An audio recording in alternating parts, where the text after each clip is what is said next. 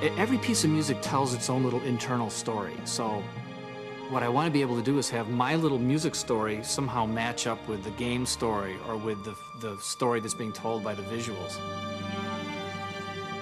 It's a different kind of story than I think you usually encounter in video games. Usually it's a story of a hero who gets stronger and stronger and ultimately defeats this much more powerful foe. The really hard thing about the story is there's so many different ways to tell a story. There's so many different good stories.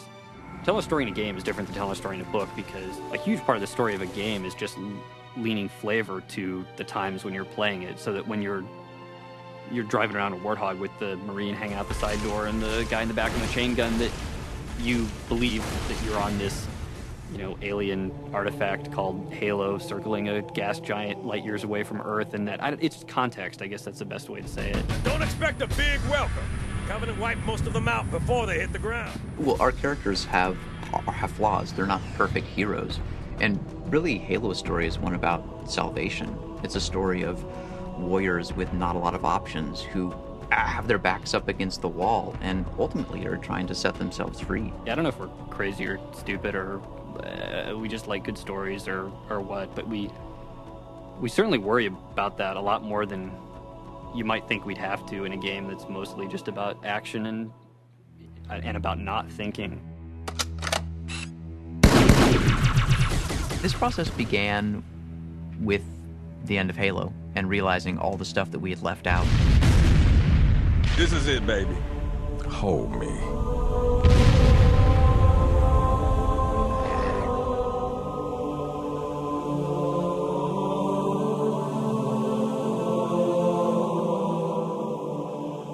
Wow, what did we really want to tell and didn't have time to, and distilling a couple of those core ideas.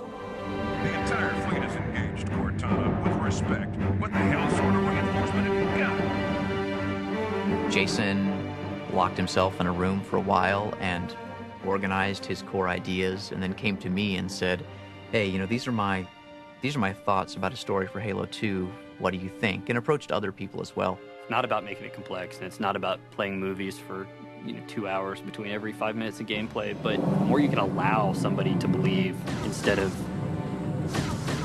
sitting in their living room at 2 a.m. trying to finish some stupid video game. There was this scene which will go down in the untold lore of Bungie, which Miranda strapped a bomb to the Master Chief's back and shoved him down a hole, and it was this horrible scene of betrayal, and Jason was going through a rather difficult breakup at the time. I think that might have had something to do with it.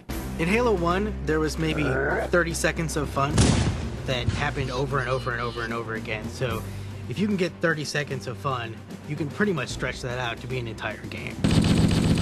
Encountering a bunch of guys, melee attacking one of them before they were aware, throwing a grenade into a group of other guys, and then cleaning up the stragglers before they could surround you.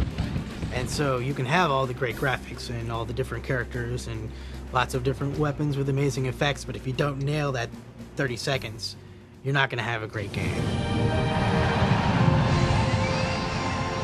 The really important thing to do now is to take all these different disciplines who are all working on their own things, and take all those pieces, take the AI code and the physics and the guys working on the levels, and then you keep doing that. You keep colliding things together until it's a game.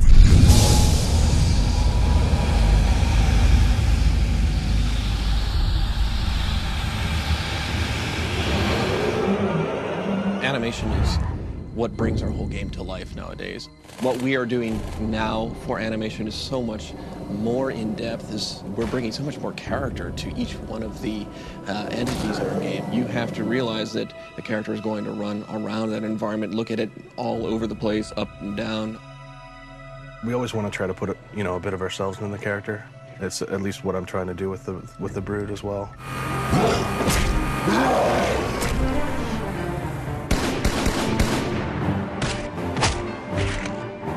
What do I do? I make guns.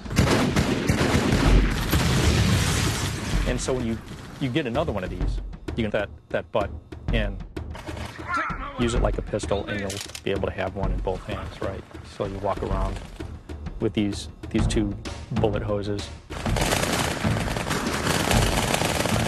I draw aliens for a living.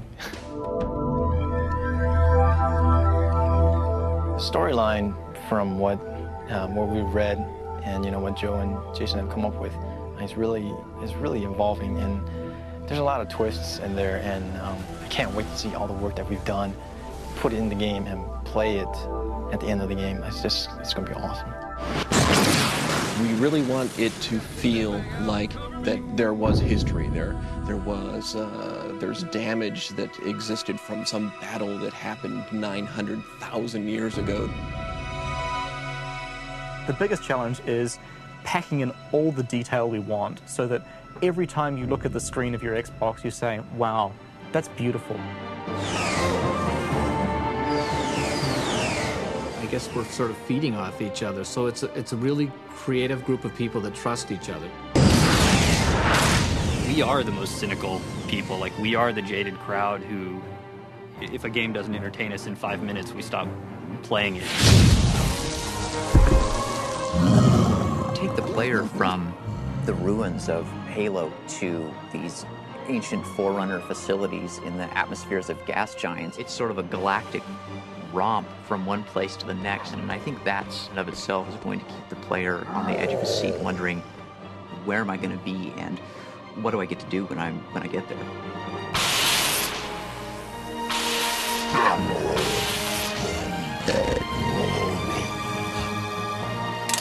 Bet you can't stick it. You're on.